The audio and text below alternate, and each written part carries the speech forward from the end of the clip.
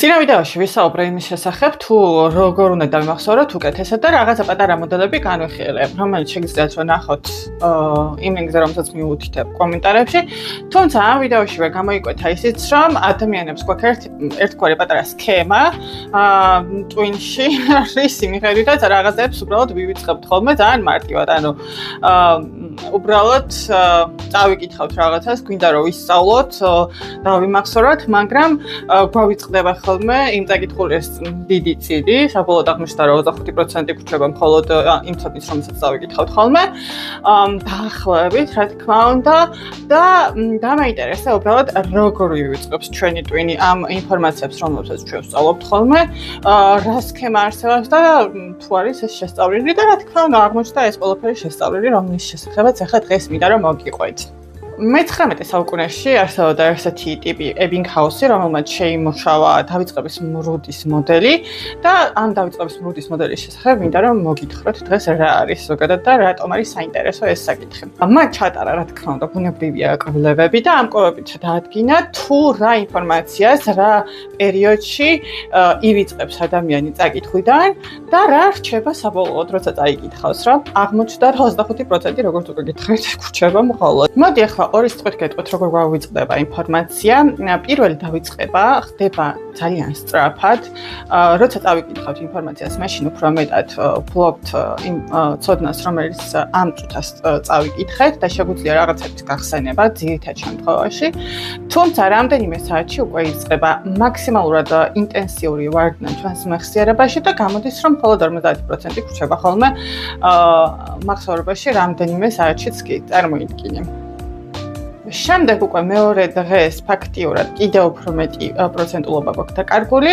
ერთ კვირაში უკვე ძალიან ცოტა ინფორმაცია და დეტალები გვახსოვს, ხოლო ერთ თვეში ფაქტიურად აღარაფერი აღარ გვახსოვს, ანუ უფრო მეტად გვახსოვს კონცეფცია, ვიდრე რაიმე კონკრეტული დეტალი.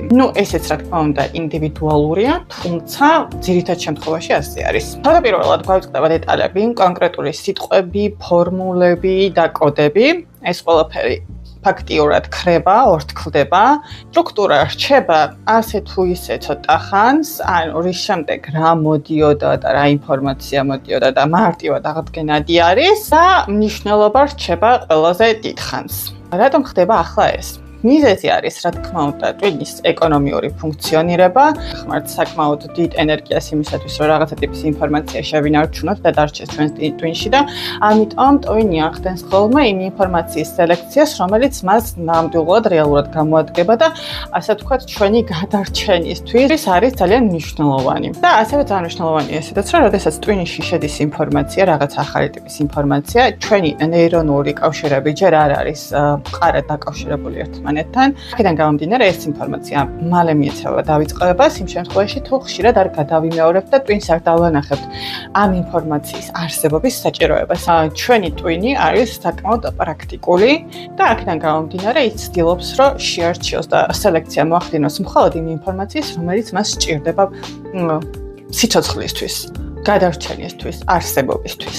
შესაბამისად, ისეთი ტიპის ინფორმაცია რჩება ჩვენში, რომელიც არის ემოციურად მნიშვნელოვანი, რაღაცა ტიპის კონტექსტთან არის დაკავშირებული, გამოიყენება პრაქტიკაში, უკვე არსებულ ცოდნას ეხება. მოდი ახლა ცხილში განვიხილავ ამ ყველაფერს, იმისათვის, რომ უფრო მარტივად აღსაქმელი იყოს ეს ყოველივე. მოდი ახლა უშუალოდ განვიხილავ იმას, თუ რა პროცენტულობით გვავიწყდება ინფორმაცია. პირველ რიგში, პირველივე საათს ჩვენ გვავიწყდება დაახლოებით წაკითხულის 50% და გვრჩება 50%. ერთი დღის შემდეგ დაახლოებით 40% გვაქვს შენარჩუნებული მეხსიერებაში, ორი დღის შემდეგ 30%, 6 დღის შემდეგ 25% და ერთი თვის შემდეგ დაახლოებით პლუს-მინუს 20%. ასევე აღსანიშნავია ისიც, რომ ბოლო წლებში ჩაატარეს ექსპერტებმა იგივე ტიპის ექსპერიმენტი დავიწყების მრუდთან დაკავშირებით და ფაქტიურად იგივე შედეგები მიიღეს, რაც Ebbinghaus-მა მე-19 საუკუნეში. მოდი ახლა ვნახოთ ერთ საათში რა ინფორმაცია დავკარგეთ და რა შეგვინარჩუნდა. დაკარგული გვაქვს ზუსტი სიტყვები, ციფრები, ფორმულები, კოდები და ასე შემდეგ. ამ დროს ძირითადად მიფრინავს მშრალი ზედაპირული დეტალები, რომლებიც Twin-მა პირველივე ფილტრაციისას ზედმეტად მიიჩნია. რაც შეეხება იმას თუ რა დაგვრჩა ზოგადი შთაბეჭდილება, სტრუქტურის ჩონჩხი და ის ნაწილები, რომლებმაც ჩვენში პირადი ინტერესი ან ემოცია გამოიწვია.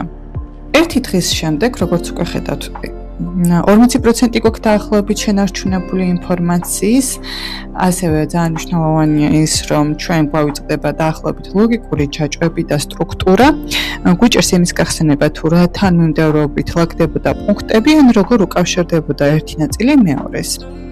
ხოლო რაც შეეხება იმას, რა დაგვრჩა მნიშვნელოვანი მასალა, ის ინფორმაცია, რომელიც ტვინმა ძილის დროს საჭიროდ მონიშნა. 2 დღის შემდეგ, როგორც ხედავთ, უკვე 30% გვაქვს შენარჩუნებული. რაც შეეხება იმას, თუ რა დაგვავიწყდა, ყველა წვრილმანი მაგალითები და ნიუანსები დავიწყებული გვაქვს, ინფორმაცია სცილდება თავდაპირველ კონტექსტს და სულ უფრო ბუნდოვანი ხდება ჩვენთვის. ხოლო რაც შეეხება იმას, თუ რა გვრჩება მთავარი ხაზი, ინფორმაციის ზოგადი მონახაზი, თუმცა კონკრეტული ფაქტების გახსენება უკვე გვიჭერს. 6 დღის შემდეგ ჩვენ დარჩენილი გვაქვს დაახლოებით 25% ინფორმაციის, რაც საკმაოდ ბრუტალური არის.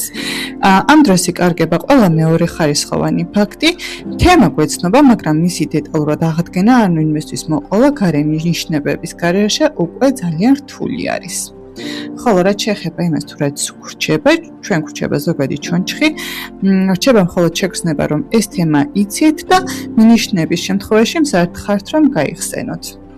რაც შეეხება იმას, თუ რა გვრჩება ერთი თვის შემდეგ, ჩვენ დაახლოებით შენარჩუნებული გვაქვს ინფორმაციის და ცოდნის 20%, დაკვარგული გვაქვს ყველაფერი გარდა ფუნდამენტისა, სიტყვების სტრუქტურას და დეტალებიც წაშლილია.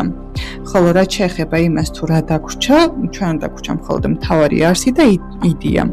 ინფორმაციის ყველაზე ღრმა შრე, ფუნდამენტური კონცეფცია და პირადი გამოცდილება. როგორც ხედავთ, ძალიან საინტერესოა იმის ცოდნა, თუ რა ინფორმაცია რა პროცენტულობით გვრჩება ჩვენ წაკითხვის შემდეგ, სწავლის შემდეგ და ძალიან გამოგვადგება ეს სქემა იმის გააზრებაში, თუ შემდეგ როგორ რა ტიპის ინფორმაცია უნდა გადავიმეოროთ იმისათვის, რომ მივიღოთ უკეთესი რეზულტატები. ახლა გემშვიდობებით და დროებით.